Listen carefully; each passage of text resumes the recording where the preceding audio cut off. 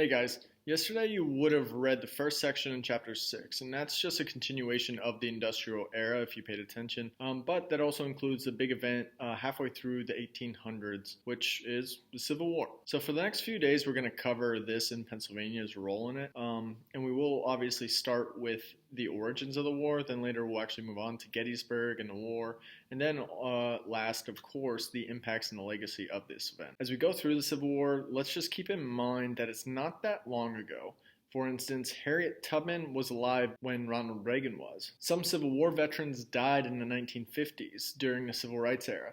Peter Mills, who was born a slave and as property during this time, would actually outlive Martin Luther King Jr. And he was even alive when Obama was an early teenager in 1972. So once again, it's not that long ago. So let's start with the bell ringer. Number 1, what do you know about slavery? I should get a wide variety of answers for this. Number 2, what do you know in general about the Civil War? Take some time to pause the video and answer this in Google Classroom. So before we move on, let's get some context. So while we're going over the Civil War and the industrial era in this chapter, first let's define what a Civil War is. In general, it's just a war between citizens of the same country. This Civil War in our country was fought partially at least to keep the U.S. together, but there was much more to this story, many more issues and causes to the war that we're going to discuss. Prohibition of slavery, for instance, would have totally changed the lifestyle and the profits of many wealthy slaveholders in the South. Lincoln, when elected in 1860, was in favor of ending slavery. Slavery played a huge role in creating modern America. For example, 3/4 of the world's cotton came from the U.S., and that would help industrialize it and bring vast amount of wealth to it and plenty of individuals. Just before the Civil War, slave-grown cotton accounted for over half of the value of U.S. exports. Another stat for you, 1/3 of the South's population were slaves. That's a lot of people. Deprivation and physical hardship were the hallmarks of slavery at the time, in the best cases. For today's video, we're going to analyze the causes of the Civil War, and here are your key terms that you're responsible for. So the Civil War's origins, oddly enough, are a contested issue today for some reason. Some argue it was to keep the nation together, and then later it shifted to slavery. You can point to other factors too, of course, such as Lincoln's presidency, which was a threat to slavery, states' rights, this is a big one, like a right to have a slave, or what do we do with all these new states that we're adding, like have them free states or slave states, or the tension about the Fugitive Slave Act, that has to do with slaves, or even economics, like profiting off slavery. So maybe, just maybe, in all these different causes, we can see a trend that just keeps tying back into slavery. A few other arguments against this would kind of point to many in the South didn't actually have slaves, but that doesn't mean that their lives and their culture, their upbringing wouldn't want to support slavery, especially if they wanted to attain slaves later themselves. A quick example or a parallel today is when we see major tax cuts to the wealthy that would pay less or pay nothing and find loopholes. Sometimes they could lie or cheat, or again find legal loopholes that they don't have to pay and contribute. Many times that it is supported even by the poor. So instead of some of these people being consistent and fair, some of these people going paycheck to paycheck, they get excited and praise cheaters and liars and those that can find loopholes and those that don't have to pay their fair share. Another common belief against slavery as one of the fundamental reasons for the Civil War is to say it was tariffs. Those that use that excuse maybe forget that the Southern Congress wrote the tariffs in 1857, just before the war, and they had control of Congress prior to this. Nothing was said then, and the rates were actually lower than at any point since 1816. Lincoln is another controversy. Lincoln, who won 40% of the popular vote and Electoral College, didn't even receive any vote in 9 states. Maybe that's because he wasn't even on the ballot in 10 states. While campaigning, he said he was not for white and black equality or even for blacks to vote and serve as jurors. He entertained the thought of shipping those enslaved back to Africa or even Latin America. He said he would leave slavery alone, but just didn't want to expand it into the new western states that were being created. However, later he desegregated the government, and he even invited Frederick Douglass into the White House. He did say to Frederick Douglass, however, I have no purpose to introduce political or social equality between the white and black races. There's a physical difference between the two, which in my judgment will probably forever forbid their living together upon the footing of perfect equality, and in as much as it becomes a necessity that there must be a difference. I, as well as Judge Douglas, am in favor of the race to which I belong, having the superior position. So this makes things a little complicated, especially because later Lincoln says, I should like to know if taking this old Declaration of Independence, which declares that all men are created equal upon principle, and making exceptions to it, where will it stop?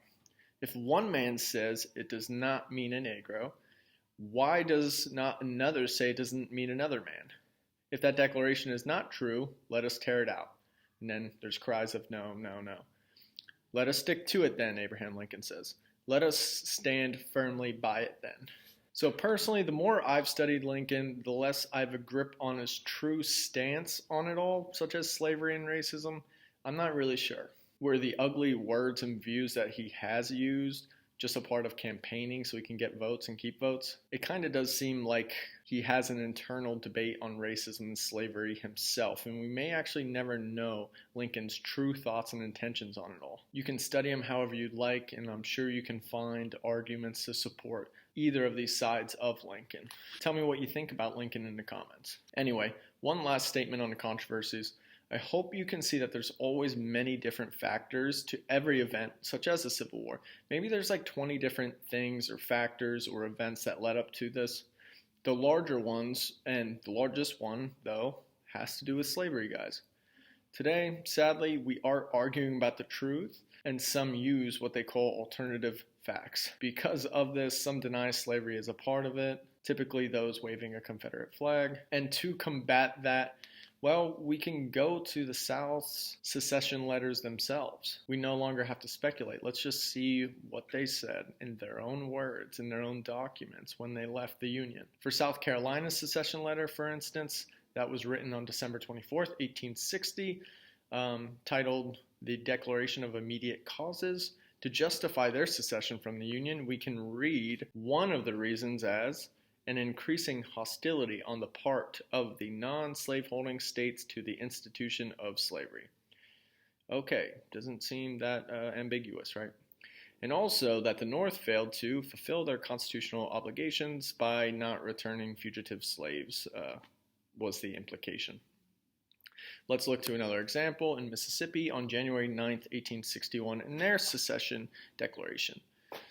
The North and Lincoln would be a threat to what they would call their labor supplies, which was the largest and most important commerce on earth that they had. They would have to secede because there was this blow at slavery and a blow at commerce and civilization. With all this hopefully causing you to think and question and research on your own, I wanted to offer you to take a look for yourself through the secession letters. Here's a good place to start. So once again, go check through their secession letters for yourself. This is why they said they would be leaving. Anyway, I will wrap that part up, but I did really feel that it needed to be addressed, especially considering the time that we live in. If you would like to learn more, you can check out the work of James Loewen, but always try to get your hands on as much as you can. Many times people on whatever side can use a fact to support their claim, but a lot of times you need to use even more facts. You're also more than welcome to email me. Just send it and we can discuss things or debate things or even disagree with things. That's fine. Now to summarize and wrap it all up just one more time for you, the causes included, well, slavery, states' rights versus federal rights, economics like the agricultural industry in the South with slaves versus the industrial economy in the North, the expansion of land and whether we want to make it free or slave, President Lincoln, previous tensions such as Bleeding Kansas, which had to do with voter violence over a free or a slave state, in which they had 8,000 voters turn up, but there was only 3,000 in Kansas. So where did the other 5,000 come from? Well, you figure out that one. Another source of tension leading up to the war was the 1850 Compromise and Missouri Compromise, the Underground Railroad, PA being a great destination, by the way. The Fugitive Slave Act that many in PA would dissent from and even offer safe havens, such as the event that happened in the Christiana Riot by Lancaster in 1851. Slaveholders came to retrieve their slaves, but were met with resistance from whites and blacks working together and protecting those that were previously enslaved. Another figure of tension would be John Brown, a Pennsylvania resident that would move to Massachusetts and lead armed revolts against slavery. He thought God had called him to help the slaves and said, "Talk, talk, talk, that will never free the slaves. The crimes of this guilty land will never be purged away but with blood." Well, interestingly enough, I guess he was right. All these events, tensions, and causes led to the 4 bloody years that we had called the Civil War. So let's keep moving.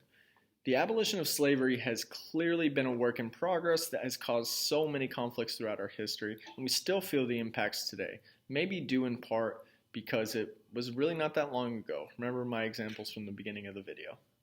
We can remember that German Quakers in PA in the 1680s were petitioning to get rid of slavery, and PA did also abolish slavery at the start of the nation before any other state, but not before any other colony. But that did not mean that PA was over slavery. It still did remain divided about it. So the guys in charge before and during the Civil War was first PA Democratic President James Buchanan, who was the only president from Pennsylvania. But many times he's criticized for a lot of different reasons.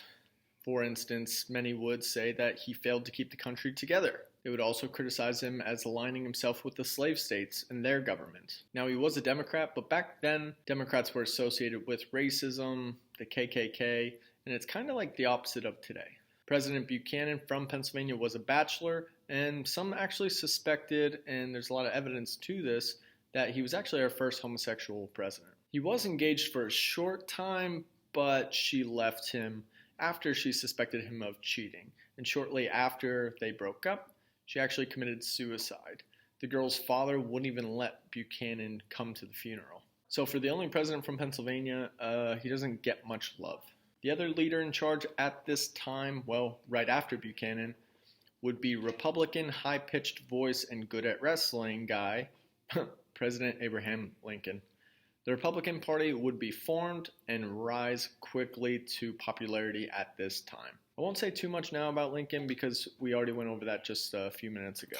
So we did look at the causes, and we do get secession letters. And what the Confederate States do is create their own pseudo-nation, the Confederate States of America. They pick their own president, they have their own flags, they have their own letters of secession that we checked out, and very quickly were drawn to war in 1861. The attack on Fort Sumter would be the catalyzing factor, but one of many factors, if you remember, that would lead to the 4 bloody years. Fort Sumter was located in South Carolina. The South would win. There would be no fatalities. Amazingly, Lincoln responded to this attack very quickly by calling on the states to provide 75,000 militiamen for 90 days of service.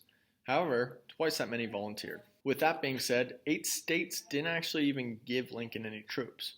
4 of those, in fact, left the Union, and that includes Arkansas, North Carolina, Tennessee, and Virginia.